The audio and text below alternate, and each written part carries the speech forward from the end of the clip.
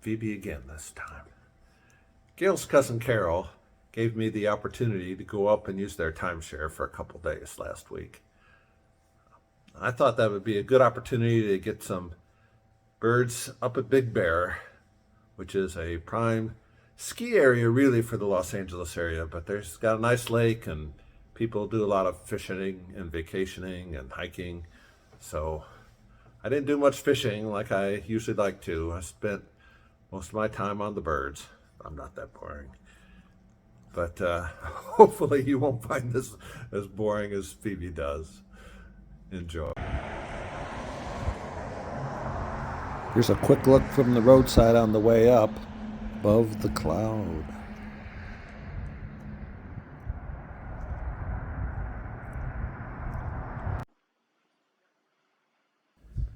This eared grebe seemed to be doing a good job finding food. He was spending more time underwater than above it. Took a while till I finally got him to stay up long enough to get some decent footage. It's got a red eye, and it's in its winter plumage. In summer, it has a black head and a black-yellow group of feathers that look like an ear on its head, hence its name.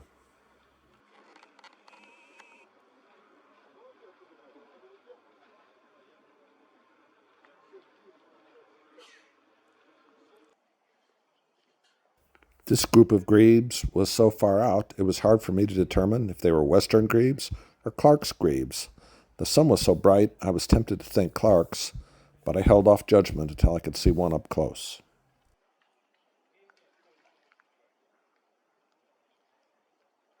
Finally, a few came close enough to shore for me to get a better view. Turns out they were western grebes after all.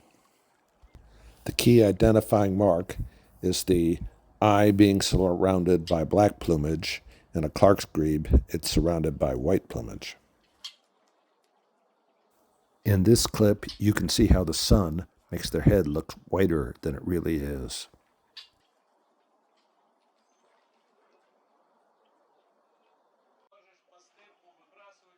This California gull is one of those more likely to be found inland than some of the other gulls here in California. It has a gray back and a dark black eye.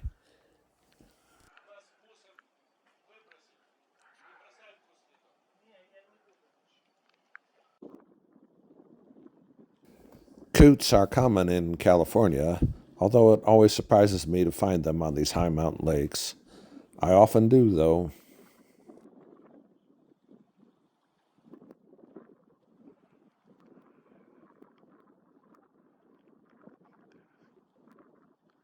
The Eurasian collared dove is pretty, but it is an invasive species.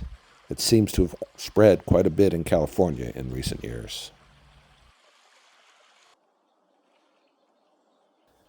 The bright golden eye of the male brewer's blackbird is perhaps its best identifying mark. The females have dark eyes. They travel in large flocks, and I often see them at high elevations.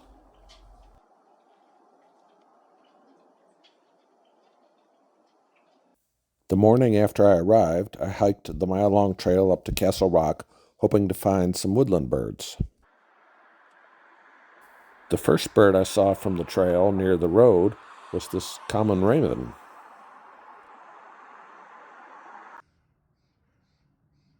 Here's the trail going up. Kinda steep. Looks like fun.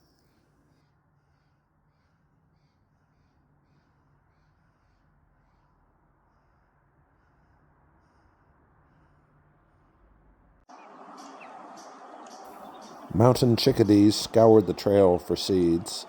They were easy to tell by their black eye lines.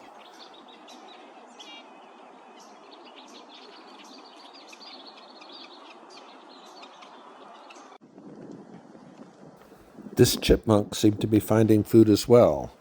If I believe the internet, it's a lodgepole chipmunk, named, I assume, for lodgepole pines.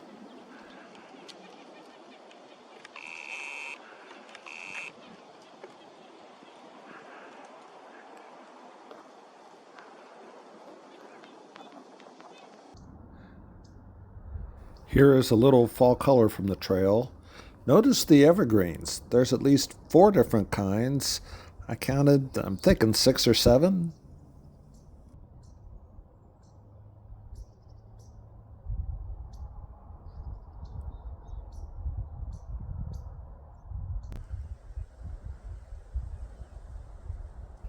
The top of Castle Rock Trail.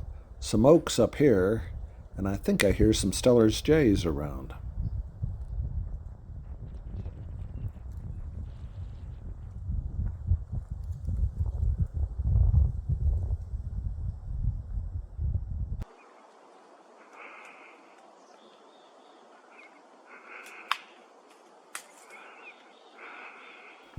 Steller's jays were feeding on acorns found amongst the oak trees up near the top of the trail.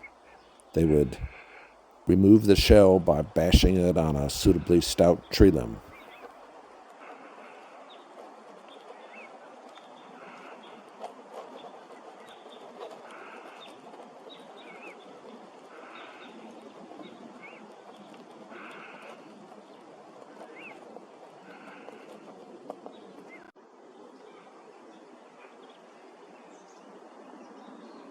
These look like bluebirds up at the top of the tree, but I had to get off video and take some camera shots so I could adjust the settings to be sure.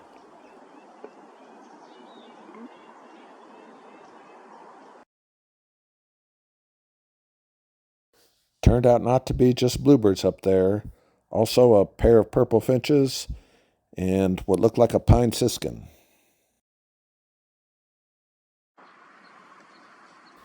I heard red-breasted nuthatches all the way up and down the trail, but the little buggers were hard to capture on camera.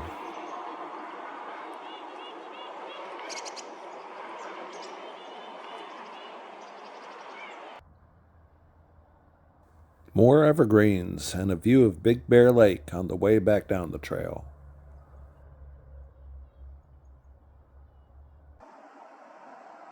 As I left the next morning, this red-tailed hawk stood sentry to make sure I was leaving.